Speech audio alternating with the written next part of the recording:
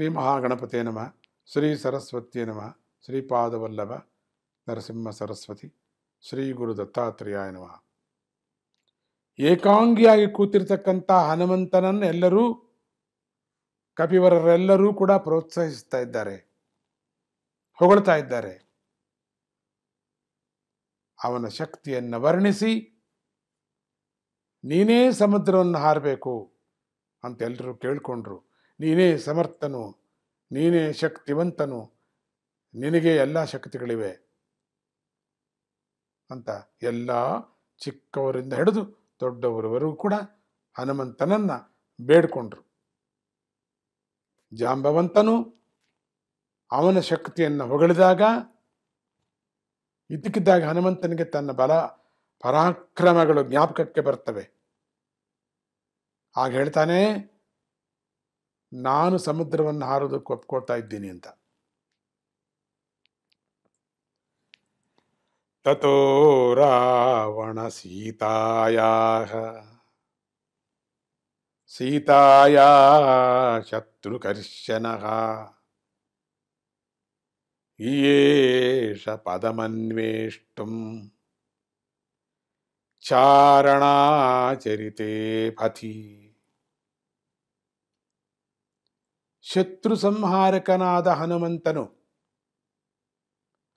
ರಾವಣಾಸುರನು ಎತ್ತುಕೊಂಡು ಹೋಗಿರ್ತಕ್ಕಂಥ ಸೀತೆ ಎಲ್ಲಿದ್ದಾಳೆ ಅಂತ ಹುಡುಕಬೇಕಂತೂ ನಿಶ್ಚಯಿಸಿಕೊಂಡ ಅನ್ನೋದಿಲ್ಲಿ. ಅವನ ಹೆಸರು ಹೇಳಿದ್ರೆ ಸಾಕು, ಶತ್ರುಗಳೆಲ್ಲ ನಾಶ ಆಗಿಬಿಡ್ತಾರೆ. ಇನ್ನೊಂದಾವರ್ತಿ ಅವನ ಹೆಸರು ಹೇಳಿದ್ರೆ ಸಾಕು, ನಮಗೆ ರಕ್ಷಣೆ ಮಾಡ್ತಾನೆ. ಇನ್ನೊಂದಾವರ್ತಿ ಅವನ ಹೆಸರು ಹೇಳಿದ ಸಾಕು, ಜ್ಞಾನವನ್ನು ಕೊಡ್ತಿದ್ದಾನೆ.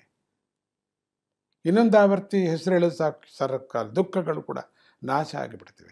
9 ಸತಿ ಹೆಸರು ಹೇಳಿ ಸಾಕು. ಓಂ ನಮೋ ಹನುಮತೇ ನಮಃ, ಓಂ ನಮೋ ಹನುಮತೇ ನಮಃ, ಓಂ ನಮೋ ಹನುಮತೇ ನಮಃ, ಓಂ ನಮೋ ಹನುಮತೇ ನಮಃ, ಓಂ ನಮೋ ಹನುಮತೇ ನಮಃ, ಓಂ ನಮೋ ಹನುಮತೇ ನಮಃ, ಓಂ ನಮೋ ಹನುಮತೇ ನಮಃ, ಓಂ ನಮೋ ಹನುಮತೇ ನಮಃ, ಓಂ ನಮೋ ಹನುಮತೇ ನಮಃ ಅಂತ ಹೇಳಿ ಸಾಕು.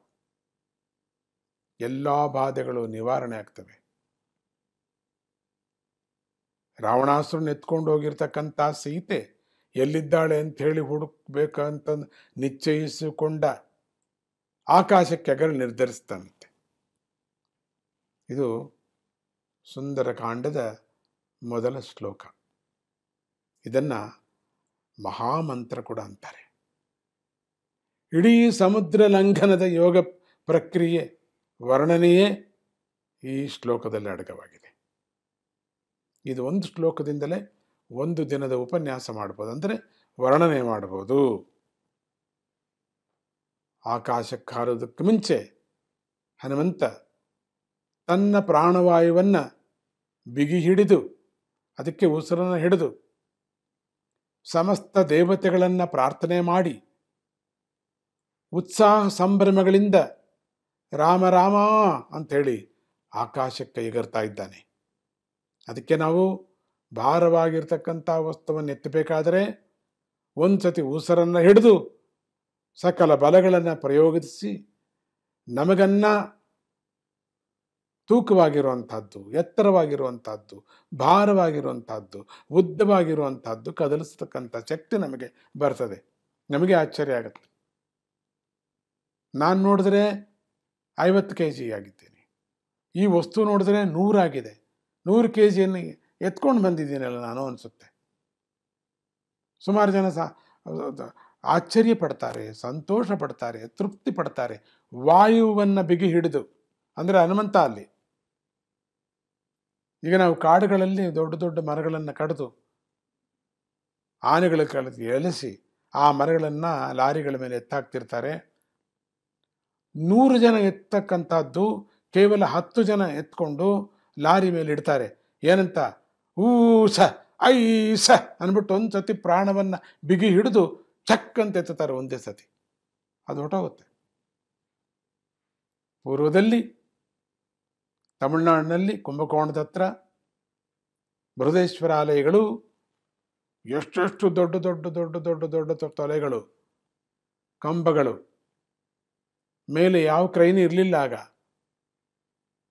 ಮಹಾತ್ಮರಿಂದ ಆಶೀರ್ವಾದ ಪಡ್ಕೊಂಡು ಮೊದಲು ಆ ಕಲ್ಲನ್ನ ಕೇವಲ 8-10 ಜನ ಮಾತ್ರ ಅದನ್ನ ಮೇಲೆ ಎತ್ತಿಡ್ತಾ ಇದ್ದರು. ಆ ಕಲ್ಲನ್ನು ಎತ್ತಕ್ಕಾಗತ್ತಾ? ಇವತ್ತು ಹೋಗಿ ನೋಡಿ, ನಿಮಗೆ ಗೊತ್ತಾಗತ್ತೆ ಯಾವ ಶಕ್ತಿ ಇದು. ಹನುಮಂತನ ಶಕ್ತಿನೇ ಅದು. ಅಂಥ ದೊಡ್ಡ ದೊಡ್ಡ ದೇವಸ್ಥಾನಗಳು, ಶಿಲ್ಪಿಗಳು ಕೇವಲ ಇಬ್ಬರೇ ಎತ್ಕೊಂಡ್ ಬರ್ತಾರೆ. ದೊಡ್ಡ ದೊಡ್ಡ ವಿಗ್ರಹಗಳನ್ನು ನೋಡಿದ್ರೆ ಹೆದರಿಕೆ ಆಗತ್ತೆ, ಎಲ್ಲಿ ಬಿಸಾಕ್ಬಿಡ್ತಾರೋ, ಬಿದ್ದೋಗುತ್ತೋ ಅಂತ, ಎಲ್ಲಿ ಕೈ ಮುರಿದೋಗುತ್ತೋ ಅಂತ. ದುಃಖ ಪಡಬೇಕಾಗಿಲ್ಲ ಅಂತಾರವರು. ನಮ್ಮನ್ನು ಏನೂ ರೇಗಿಸ್ಬೇಡಿ, ನಮ್ಮನ್ನು ಏನೂ ಕೂಗಬೇಡಿ ನೀವು ಅಂತ. ಹಾಗೆ ಹನುಮಂತನು ವಾಯುವನ್ನು ಬಿಗಿ ಹಿಡಿದು ಒಂದು ಸತಿ ಎಗರ್ತಾ ಇದ್ದಾನೆ. ಮುಂದಕ್ಕೆ ಹೋಗೋಣ. ಎಗರ್ತಿದ್ದಾನೆ ಪ್ರಭು. ಓಂ ನಮೋ ಹನುಮತೆ ನಮಃ.